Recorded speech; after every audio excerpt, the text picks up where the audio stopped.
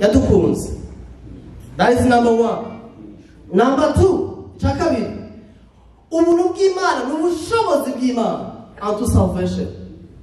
N'ubushobozi bw'Imana butujana mu gakiza. N'ubushobozi, the power of God. Kuko gukizwa si ikintu umuntu yikorera, ni ikintu Imana imukorera. Nigeze kumva umuntu avuga ngo jewe ngo nta muntu yabwirije ubutumwa ngo narabyusoma ya ni igikorwa Imana yakoze muri yo. Tuza kubisoma muri Bibiliya. Aya majambo siko ndavuga ari muri Bibiliya. Icya gatatu gifatanye n'icya kabiri ni gushobozwa n'Imana, divine empowerment. Gushobozwa n'Imana, dushobozwa byose n'ubuduha inkomezi imbaraga. Gushobozwa n'ubushobozi bw'Imana aho dushoboza kubaho nk'uko yo yirikira muri twebwe. N'ubushobozi bw'Imana, ijambo ry'Imana yavuga Kristo muri mwebwe ibyiringiro by'ubwiza. Christ in you, the hope of glory.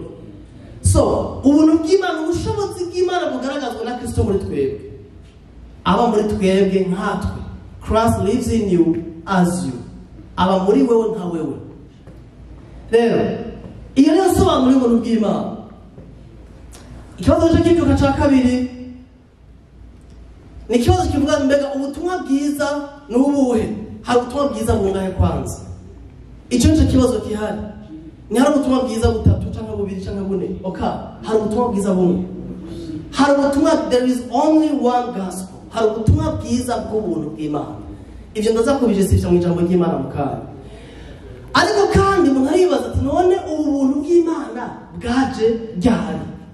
Bwaje ryari?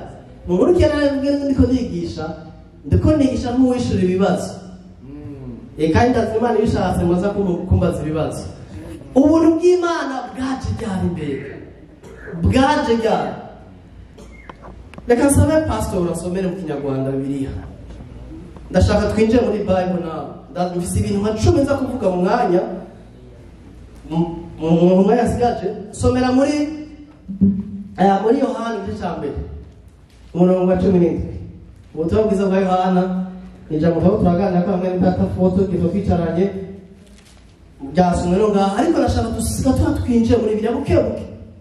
Muri Yohana igice cya mbere ubutumwa bwiza bwa Yohana 1:17 ko amategeko yatanzwe na Mose ariko ubuntu n'ukuri byo byazanywe na Yesu Kristo. Nuko amategeko bireke ngo amategeko yazananye na Mose ariko ubuntu n'ukuri, grace and truth, ubuntu n'ukuri byazanywe na Yesu Kristo.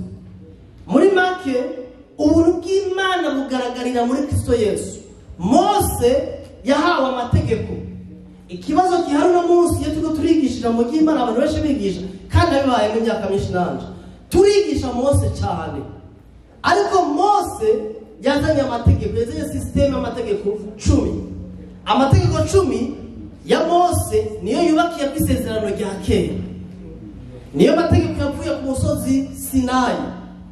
Ariko Kristo Yesu igihaza ntiyajaje kubandanya amategeko ya Mose.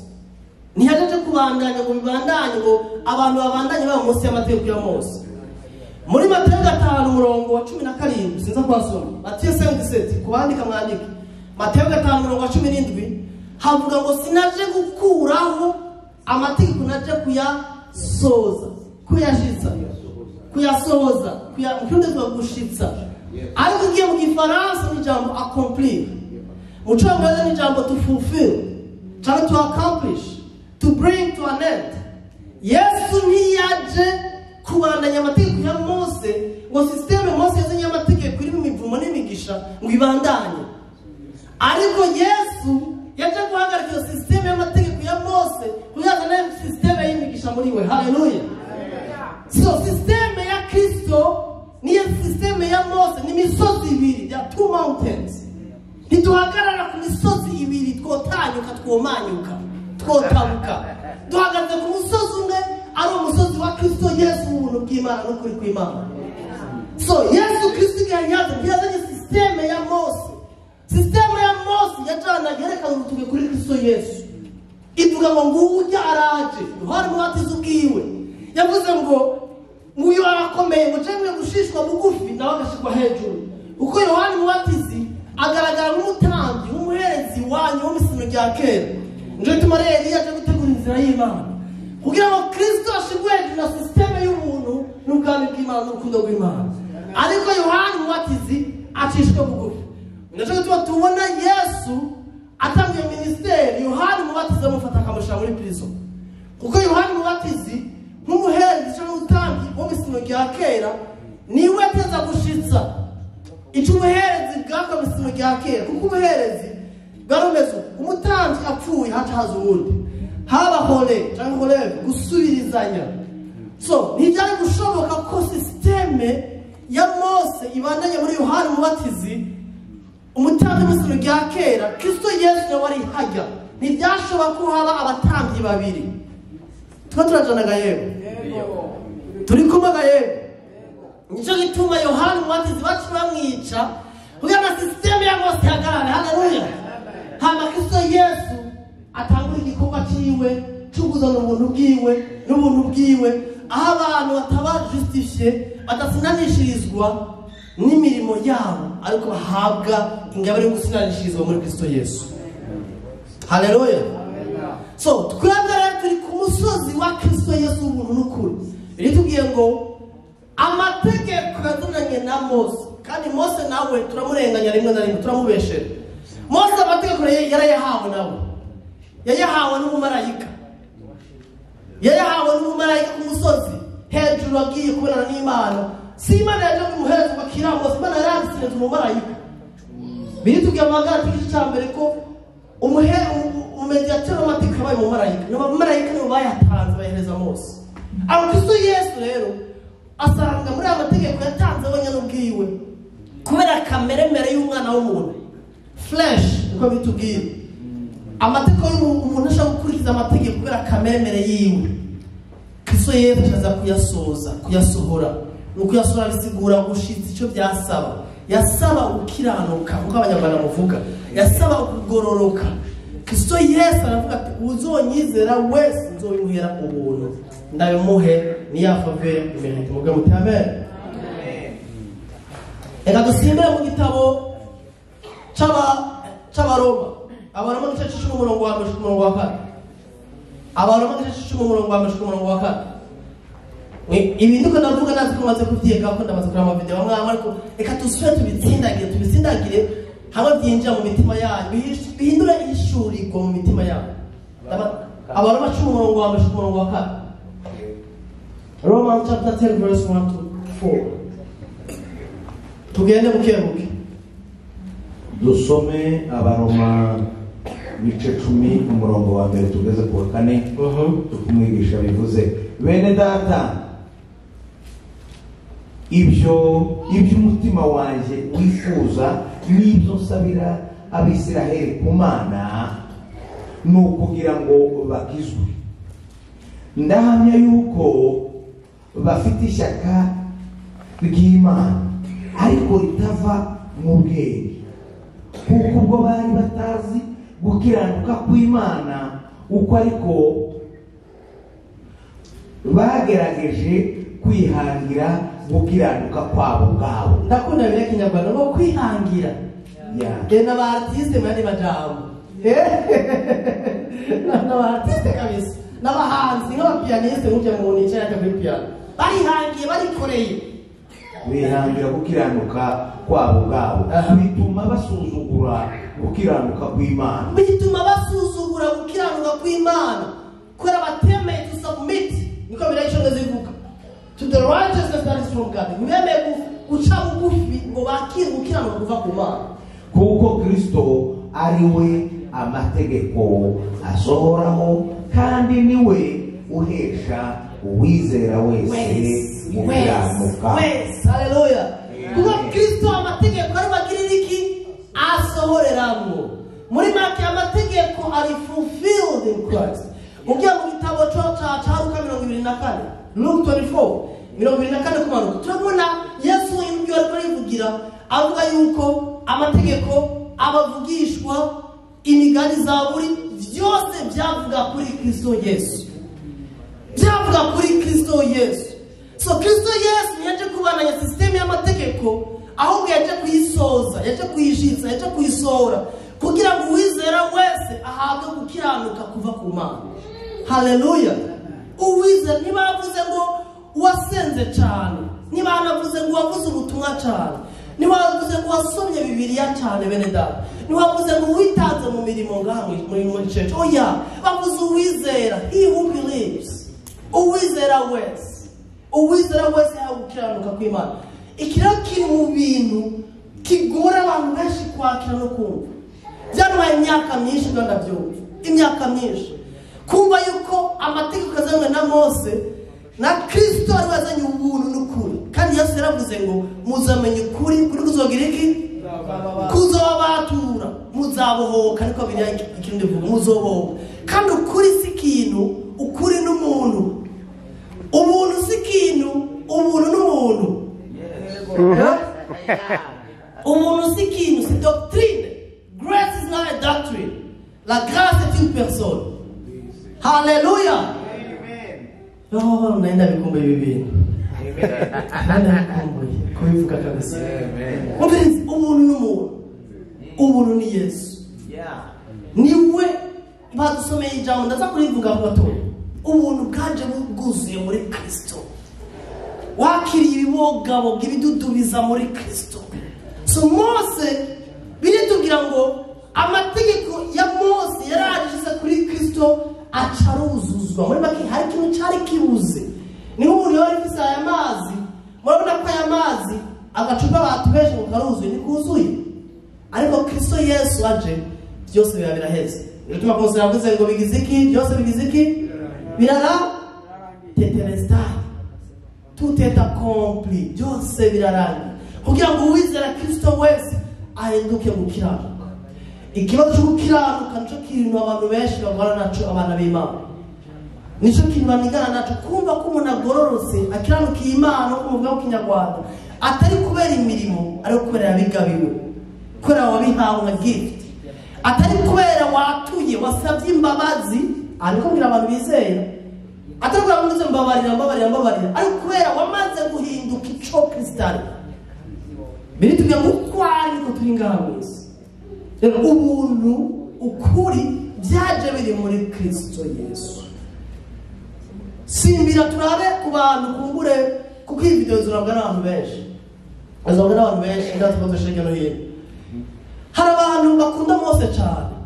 Sinababwira incuro nabwiwe n'abantu niko ndigisha ahantu bakambwira abavuga ubutumwa cyane bakampamagara bakambwira ati Ange Michel, ibyo bintu byawe by'ubuntu wigisha uzobyigisha aho uciye natwe twigisha amategeko ya Mose. Ibi sinababwira abantu babimbwiye ni benshi cyane. Atukuca urengana ikorosi uvuga ubuntu natwe tuduseruka uciye tuvuga ibyanditswe bya Mose amategeko. Umbiriza ibi ndayamaze nk'imyaka rero. Ariko rero ikintu kiryoshe, hariho bamwe bamaze guhinduka umwami yamurikiye kuko urabasengera n'ucubanga sabasi bawe n'abantu bari mu mwijima bari mu kutabona. Umwami w'isime bahumye amaso bakora ubugombe bwiwe ucubasengera bamwe mu Imana ishimara bamaze kugaruka barambwira ati by'ukuri twagutabara twakunda. Ariko rero hari abantu bakunda Mose kuko ari Mose biri mwita ngo ari umuja mu nzu y'Imana. Umuja ni mushumba umugaragu. Thank you. Umugaragu kuri twahagara muri systeme y'umugaragu kandi ari systeme y'umwana. Ninde yonezerwa kuba mu bakozi hanze kandi umwana wase umutunzi wambara mu kandi inshuti yiwe. Why would you live in that kind of lifestyle? Nikora kutamenya. Simbira muri Abaheburayo 3 umurongo wa mbere kumugusha mu 6. Aha ndahatevye gatonya uko niyo kibazo kiri ku mashengero ku bantu bigisha. Jero usingikanga umuntu ngo ari populaire warazwi cyane ngo ari ku media ngo afisa bari mu bamukurikira utavuga Kristo n'icyo yarangije ndabwo umwami Yesu bamurikira ko n'umwanga ngo ndakwiruka inyuma. Mice 3 umurongo wa 6. Nicyo gituma bene data bera mwebwe abafatanije guhamagarwa kuva mu ijuru mukwiriye gutekereza Yesu. Mukwiriye iki? Gutekereza Yesu. Mwiyumvira kuri uwo Yesu. Ari we ntumwa n'umutambyi mukuru w'ibyo twizera tukabyatura. Amen. Niwe ntumwa apostle Jesus. Hallelujah. Amen. Niwe ntumwa n'umutambyi mukuru w'ibyo twizera. Iyi gospel twizera intumwa yabwo ni Yesu Kristo. Ndetse batubwiye ko amategeko yazananye na Mose ariko ubuntu n'ukuri byazananye na Apostle Jesus Christ. Amen. Hallelujah. Apostle Jesus Christ. Ukiranukira yamutoranije nk'uko Mose yakiranukaga mu nzu yayo hose, kuko Yesu yatekerejwe ko akwiriye guhabwa icyubahiro kirusha icya Mose, kuko icyubahiro cy'umwubatsi kiruta icy'inzu. Icyubahiro cy'umwubatsi gisumba icy'inzu. Ariko Mose yarubashe, ariko hari umwubatsi, ngo umwubatsi agira amatsiko kuvuga ngo Mose. Nguko amazu yose agira uyubaka, ariko Imana niyo yubatse ibintu byose. Imana niyo yubatse byose, umwubatsi mukuru ni Imana. Urabona icyubahiro cy'Imana gisumba ibintu byose. Okay? Kandi koko Mose yakiranukaga mu nzu yayo hose nk'umugaragu. Mose muri aya mategeko abantu bakunda yakiranuka mu nzu y'Imana nk'umugaragu. Urabona there was no freedom. Nta freedom yari afise. Nta mudendezo mu kinyarwanda, ngo umudendezo freedom, right? Yes. Nta freedom yari afise, banje ko yemewe cyane. Kugira ngo abe umugabo wo guhamya ibyajaga kuvugwa hanyuma. Kugira ngo Mose utuma yari n'umugaragu mu nzu y'Imana, kwari kubyazo umutemwe, a witness, umuhamya w'ibizaza kuvugwa hanyuma. Ibitugu turavuga nawe nibyo Mose yahamagara kuba umutima azobavuga bizoba hari imbere. Hari ubundi azohaguruka aranabivuga muri gutegeka kwa kabiri. Hari undi muvugishwa akomeye azohaguruka utazamwumvira kwemera. Ariko Kristo akiranuka nk'umwana utwara inzu yayo. Iyo nzu yayo ni twe niba dukomeza rwose ubushizi bw'amanga n'ibyiringiro twiratana ngo bikomere kugeza ku mperuka. Amen. Kristo akiranuka nk'umwana, ntakiranuka nk'umugaragu. Kandi twebwe turi inzu. Igihe ko aravuga inzu, ntihabuze abantu biyumvira aya mashengero, aya mazu dukoranira muri Kanamba. Inzu y'Imana si building. Inzu y'Imana ni jewe n'abo turi muri Kristo Yesu. Mose rero ibyo yahamagarirwa nk'umugaragu kwari gushingira intahe, gutemwanya ku bizovugwa mu gihe cya Kristo Yesu. Ariko twebwe ni nawe turimo, kuko niwe ntumwa n'umutambyi mukuru w'ibyo twizera. Ubu buntu n'ukuri twigisha twizera bwazananye na Kristo. Kristo nawe ni umwana mu nzu kwa data, turi abavukanyi biwe. Amen. Kristo Yesu yashingira intahe nicyo twizera uno munsi, kuko nibwo butumwa yatuzaniye bw'ubuntu n'ukuri muri we. Ntitukirabaja twebwe turi abayisilamu mu nzu kwa papa, turi abana mu nzu kwa papa. Hari abantu biyumvira nk'abagaragu benshi, nibo benshi. Nje tuba dukwiye gushira ishaka mu kwigisha, mu gufasha abantu, kubasengera, kugira ngo umwami Yesu abugurure amaso y'imwemo, batahure igikorwa Yesu yakoze rimwe rizima. Ubwo yarangije imisoro ishasha, ibi munabitahuye, hari ukuntu biguhindura mu mutima. Ntusubira kubyita ngo bya bintu, ntusubira kubyita ngo bwabwo bya nyigisho z'ubuntu. Oya, ubibyita ibyabo, nibyo twizera, nibyo dukonfesa, nibyo twatura, nibyo bigize umutima wacu, nibyo bitubiragiza. Haleluya. Rero ubuntu n'ukuri byazanwe na Yesu Kristo. Mose yari umugaragu. Nje tuba abantu batarakira ubutumwa bwiza bw'ubuntu bw'Imana ngo buhinduke imitima yabo. Babayeho nk'abagaragu mu buzima bwabo, babayeho nk'abaslave, bafite ubwoba. They keep on begging God to accept them. Abaga Mana nkunda sinzi, reka ndababaza ikibazo. Hari umuntu iyo barigeze asenga isengesho, narigeze kurisenga ko nabuze ndaryumva baryigisha ngo mwami gutwemere twebwe turi abanyabyaha, ngo turi imisiba, turi abantu. Imisiba murayizi? Iminyorogoto. Iminyorogoto, mwita iminyorogoto. Iryo jambo riraryoshe, ngo iminyorogoto. Hari umuntu yigeze asenga ngo ni ikinyorogoto. Yesaya rwose. Hari abantu babisenze kumbure mu byumba by'amahombi. kuko ni Zaburi ya 82 5:5-6. Aha, umva umwana w'Imana avukana n'umwana mu nzu kwa data Yesu agasenga yita kinyorogoto. Bere kinyorogoto? Kinyorogoto. Mu Kirundi ari gikoko cyitwa kinyogoto, niho kinuka. Naye numvise kinyogoto rero agavuga basha bita nabi kabisa. N'urunyo, can you imagine? Umwana w'Imana, Imana kwita umwana wayo. Hama ugasenga wita kinyorogoto. Ngo ndi kinyorogoto, ngo sindi umuntu, ngo ndumusiba, ngo narafutanye, ngo sinozera mu maso yawe. Urumva yasenga hagere rero Saint Holy Communion. Hagere ingaburo yera, mwita ingaburo yera, ingaburo y'umwami. Ibi abantu bakikubita kubikiriza bagapfa ndapfuye n'indirimbo rero z'amarira z'amagogo. Bene data, umwanya wa Holy Communion, umwanya wo guserebra ubuntu bw'Imana. Numwanya kunezerwa, si umwanya kuvuga ngo umunyabyaha. Uri kugororoka kw'Imana, uri gukiranuka kw'Imana. Wari umwanya kuri indirimbo z'amashimwe, uko numwanya guhimbaza Imana. Hari n'abaca bahe bakuza gukoranira hamwe na bene data, ngo ari cahango afise kabisa ngo jewe ngo ngasha ngo Imana ngo ntiyonyema ngo no campfa. Wo cupfa, wazi ibyaha ama wakoze Imana ntikwica. Allo? Yeah. Umviriza bene data, ubuntu bwaze ngo na Yesu Kristo. Iki cya kabiri, ubuntu buzanira agakiza abantu bose. Kandi twakira umusesekara wabo. Ubuntu buzanira agakiza abantu bose. Ndiko ndagerageza kuvuga ibintu bya basics, ibintu by'urufatiro by'ubuntu bw'ibyibanze. Kugira ngo kumbe niba wari ufise amakenga ukekeranya umwami Yesu akoresha iri jambo ashobora gufasha. Somera ijambo ry'Imana riri muri Yohana 1:16. Yohana 1:16. Ibi ni ibintu by'urufatiro by'ibanze, sinashatse kubajana mu bintu biri complicated cyane bya basics of the gospel of grace. 1:16.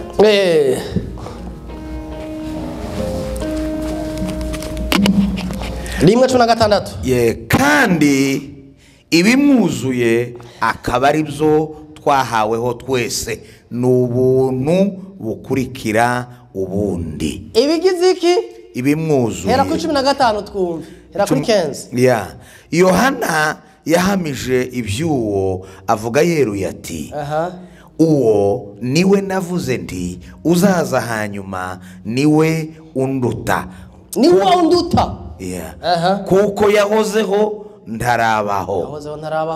Kandi bimwuzuye akaba ari byo twahaweho twese n'ubuntu bukurikira ubundi. Grace upon grace. N'ubuntu bwetse ko ibimwuzuye.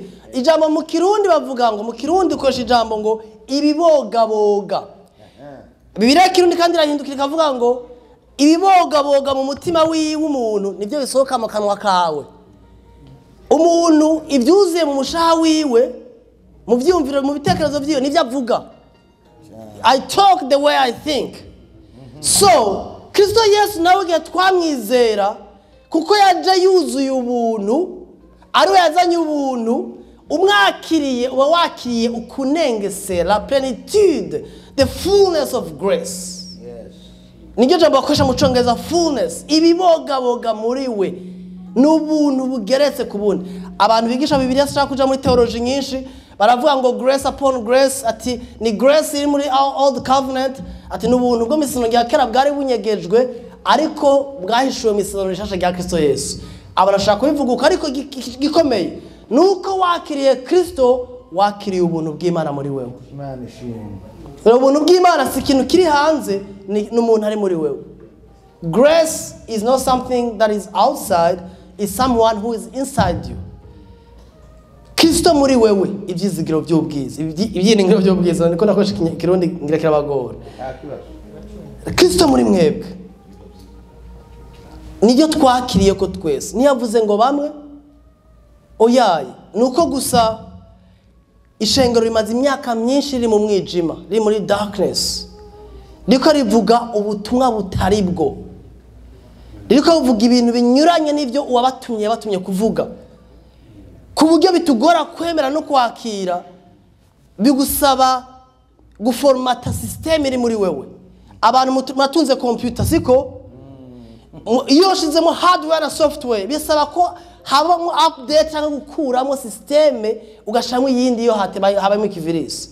So iki cyo turakora mu kwigisha ubutumwa bwiza muri kino gihe ni gukuramo systeme ya Mose, systeme itari Mose kandi si umuntu mubi.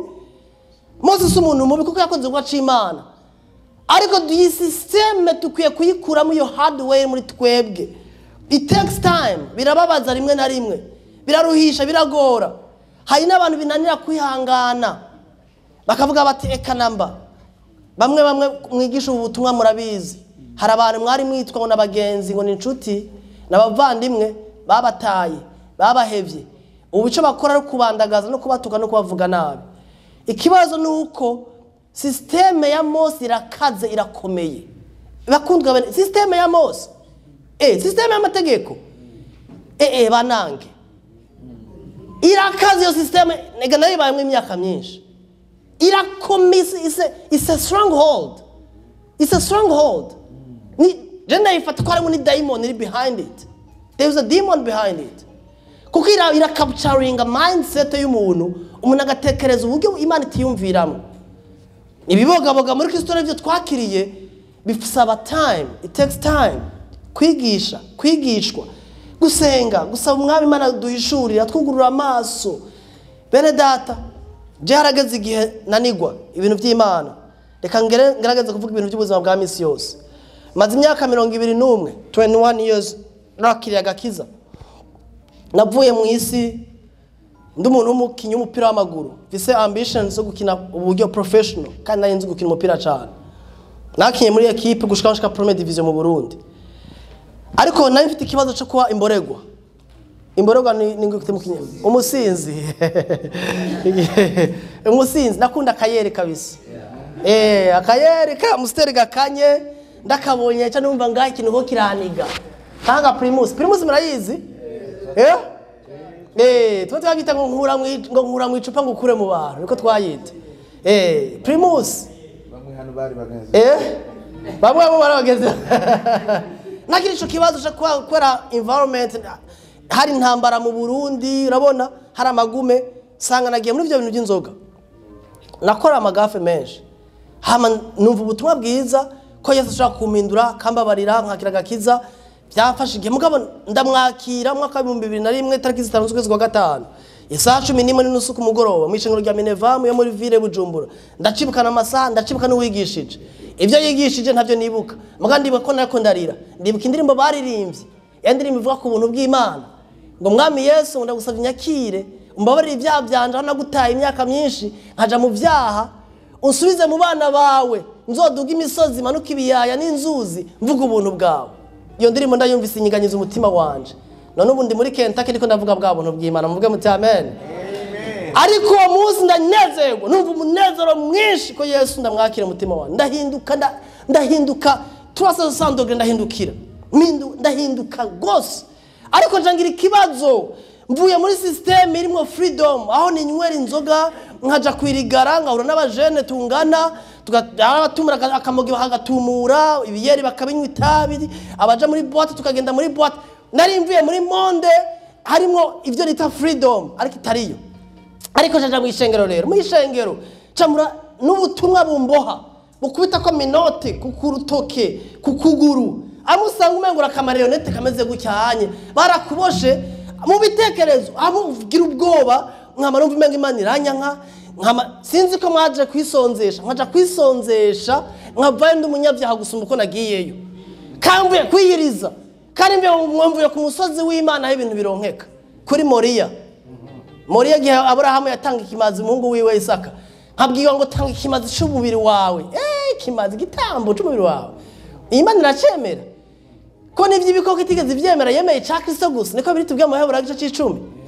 Bene data ubuzima bwanje buraba ubuzima bubishe hamanja muri Bible school ndiko ndashaka kuba umuntu aganira mu byo mubayemwo nja muri Bible school ndiga ndacara theology license ndataha rero ndi muze wa upako yuzuye ineno theology nyinshi nuzuye ijambo kabisa nje guhindura Burundi bene data yabumbona barakunda umuntu muto iyo mbona mvuye Buganda ningaza ko nangana na Goliath mu vyiyumviro byanje nari munini gose I was a giant nzi yuko ngiye guhindura Burundi bene data nja muri church ministry full time ministry mwobereka amafoto yanje y'ico gihe mworira narigeze kwa